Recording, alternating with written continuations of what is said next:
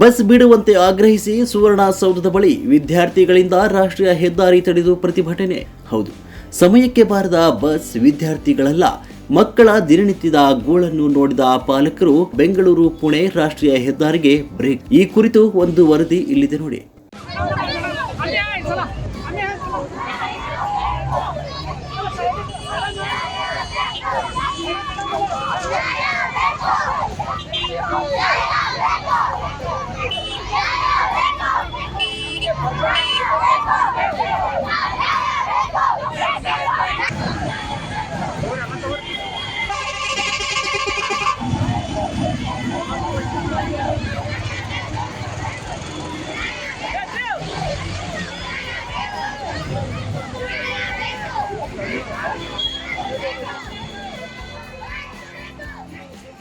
ಬೆಳಗಾವಿ ತಾಲೂಕಿನ ಕೊಂಡಸಕೊಪ್ಪ ಗ್ರಾಮಕ್ಕೆ ಬಸ್ ಬಿಡುವಂತೆ ಹಲವಾರು ಬಾರಿ ಮನವಿ ಮಾಡಿದರೂ ಕೂಡ ಸ್ಪಂದಿಸದ ಕೆಎಸ್ಆರ್ಟಿಸಿ ಅಧಿಕಾರಿಗಳ ವಿರುದ್ಧ ಏಕಾಏಕಿ ಬುಧವಾರ ತಮ್ಮೂರಿಗೆ ಬಸ್ ಬಿಡುವಂತೆ ಒತ್ತಾಯಿಸಿ ಸುವರ್ಣಸೌಧದ ಬಳಿ ಹಾದು ಹೋಗಿರುವ ಬೆಂಗಳೂರು ಪುಣೆ ರಾಷ್ಟ್ರೀಯ ಹೆದ್ದಾರಿ ಬಂದ್ ಮಾಡಿ ವಿದ್ಯಾರ್ಥಿಗಳು ಪ್ರತಿಭಟನೆ ನಡೆಸಿದರು.